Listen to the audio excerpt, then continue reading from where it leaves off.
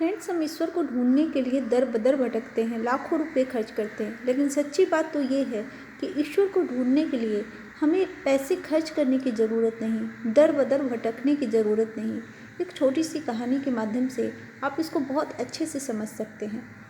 एक 8 साल का बच्चा 1 रुपये का सिक्का मुट्ठी में लेकर एक दुकान पर जाकर कहता है, क्या आपके दुकान में ईश्वर मिलेंगे? दुकानदार ने यह बात सुनकर सिक्का नीचे फेंक दिया और बच्चे को निकाल दिया। बच्चा पास की दुकान में जाकर 1 रुपया का सिक्का लेकर चुपचाप खड़ा रहा। ए लड़के, 1 रुपये में तुम्हें क्या चाहते हो? मुझे ईश्वर चाहिए, आपके दुकान में है? दूसरे दुकानदार ने भी भगा दिया, लेकिन उस अबोध बालक ने हार नहीं मानी। उसे लगता था कि 1 रुपये में उसे ईश्वर जरूर मिलेंगे। एक दुकान से दूसरी दुकान से तीसरी दुकान, ऐसा करते करते कुल 40 दुकानों के चक्कर काटने के बाद एक बूढ़े दुकानदार के पास पहुंचा। उस बूढ़े दुकानदार ने पूछा, तुम ईश्वर को क्यों खरीदना चाहते हो? क्या करोगे ईश्वर को लेकर? पहली बार एक दुकानदार के मुंह से यह प्रश्न सुनकर बच्चे के चेहरे पर आशा की किरणें लहराई। लगता है इसी दुकान पर ही ईश्वर मिलेंगे, बच्चे ने बड़े उत्साह से उत्तर दिया। इस दुनिया में माँ के अलावा मेरा और कोई नहीं है। मेरी माँ दिन भर काम करके मेरे लिए खाना लाती है। मेरी माँ अब अस्पताल में है। अगर मेरी माँ मर गई तो मुझे कौन खिलाएगा? डॉक्टर ने कहा है कि अब सिर्फ ईश्वर ही तुम्हारी माँ को बचा सकते हैं। क्या आपके दुकान में ईश्वर मिलेंगे? हाँ, मिलेंगे। कितने पैसे हैं तुम्हारे पास? सिर्फ 1 रुपये।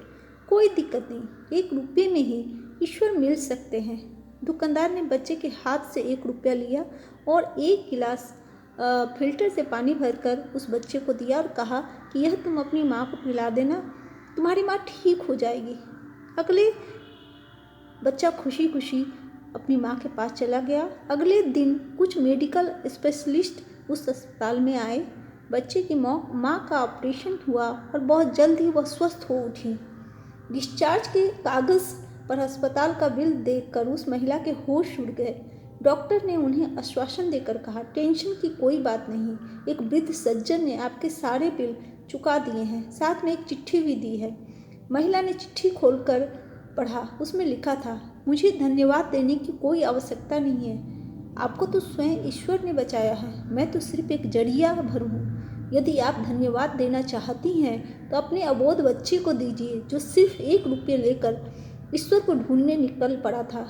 उसके मन के यह दृढ़ विश्वास था कि एकमात्र ईश्वर ही आपको बचा सकते हैं। विश्वास इसी को कहते हैं। ईश्वर को ढूंढने के लिए करोड़ों रुपये दान करने की ज़रूरत नहीं होती। यदि मन में अटूट विश्वास हो तो 1 रुपये में भी मिल सकते हैं।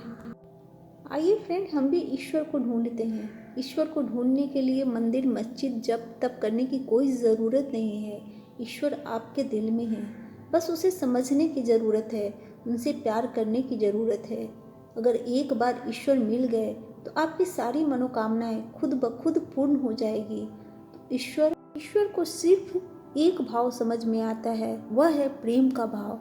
तो ईश्वर को पाने के लिए प्रेम भाव में रहे, सिर्फ ईश्वर के प्रति ही नहीं, हर प्राणी मात्र के प्रति, क्योंकि प्रेम ही सब कुछ है और वही आपको ईश्वर तक पहुंचा सकता है, ईश्वर के नज़दीक आपको ले जा सकता है। तो थैंक यू फ्रेंड्स, ये कहानी आपको पसंद आई होगी तो प्लीज़ लाइक कर दीजिए, शेयर कर दीजिए और ऐसी ही प्रेरणादायक कहानियों को सुनने के लिए आप इस चैनल पर बने रहें।